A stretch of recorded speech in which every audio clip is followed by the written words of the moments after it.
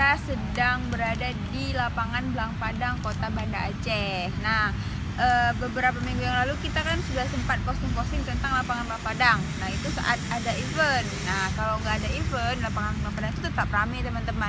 Apalagi di sore hari ya.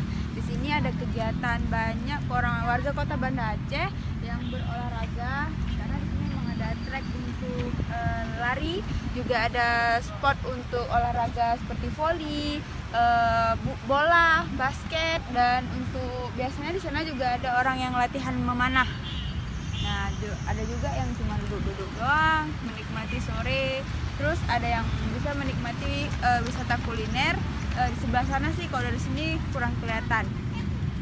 Nah, itu kemarin selesai ada satu event, nggak tahu eventnya apa, tapi hari ini udah sepi.